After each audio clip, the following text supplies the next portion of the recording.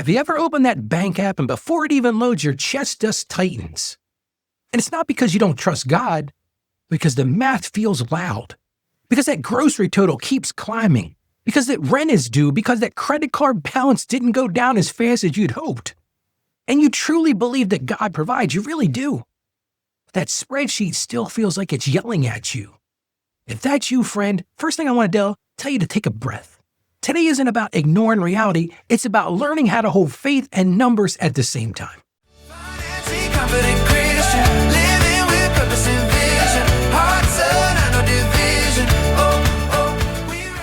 Hey friend, Ralph E. Step Jr. here. Welcome to Financially Confident Christian, where we learn how to walk through life and money with wisdom, with peace, and with a heart anchored in God's truth.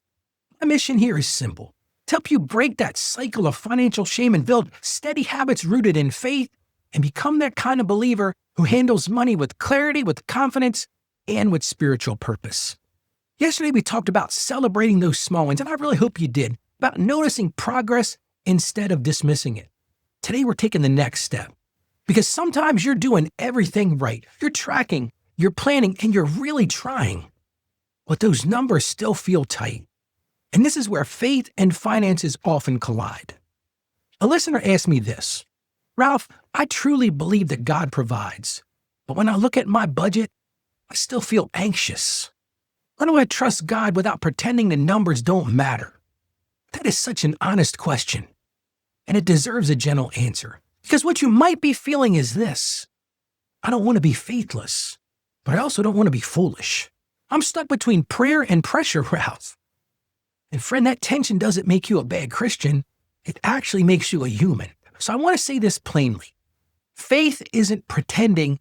Faith is placing. It's not about ignoring the numbers, but placing the weight where it belongs, because God never asked you to ignore wisdom, and He never asked you to carry fear alone. Here's what I've seen again and again. Financial anxiety often rises when it feels like everything rests on your shoulders. Like if you miss one thing, everything's going to collapse. That responsibility turns into pressure, and that pressure just steals your peace. But faith doesn't remove responsibility, it just redistributes the weight. And over the years, I've walked with people through tight seasons. I'm talking about super tight seasons. Good planners, prayerful people, faithful givers. And I've learned this: budgets are powerful tools. They are fantastic, but they make terrible masters. They're not meant to serve you. They're not meant to scare you. I think about one couple I work with. They had a solid budget. Man, they were disciplined. But every month, they still felt uneasy. And we talked through it. We realized something. Yeah, they trusted God in theory. They believed in God. They thought He was helping them, but carried the stress like everything depended on them alone. So we changed one thing. It was simple. We started praying through the budget, not instead of it. And friend, over time, and it didn't happen overnight, peace started to return. The numbers didn't magically change overnight, but their hearts did. Because they stopped treating the budget like a verdict and started treating it like a conversation with God. And that's what a budget really is. It's a conversation with God. So here's today's gentle question.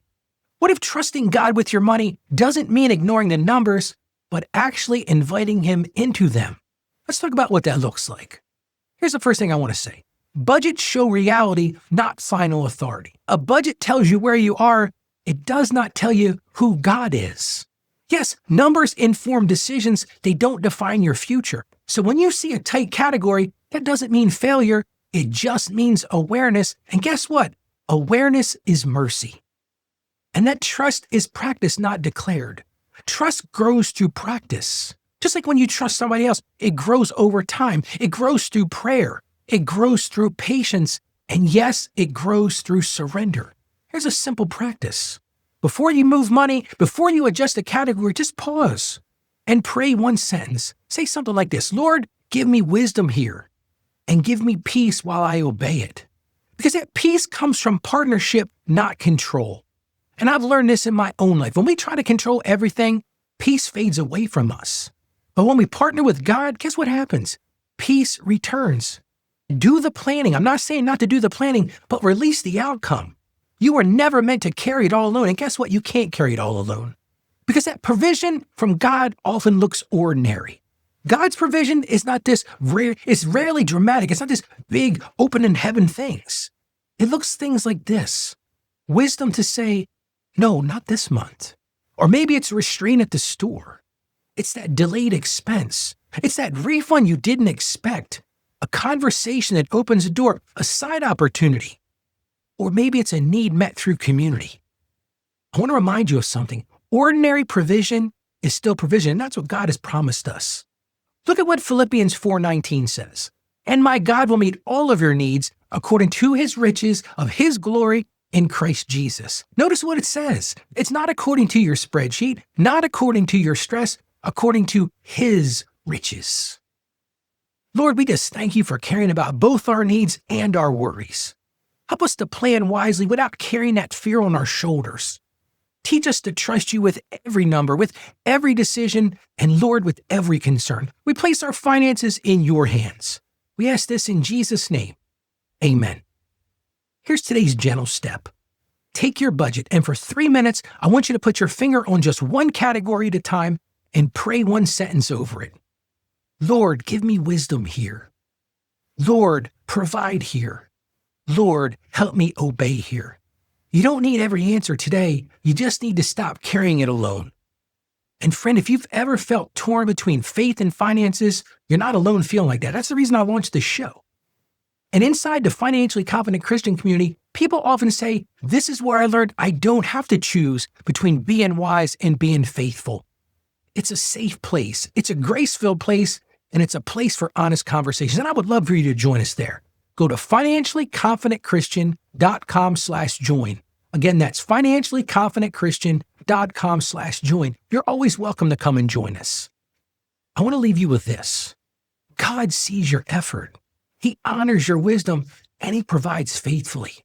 Yes, the numbers may feel tight, but you're not trapped, and you're not carrying this alone. Go out there today and be a financially confident Christian. You can do this. I truly believe that. Stay financially savvy. God bless you, and you have a great day today.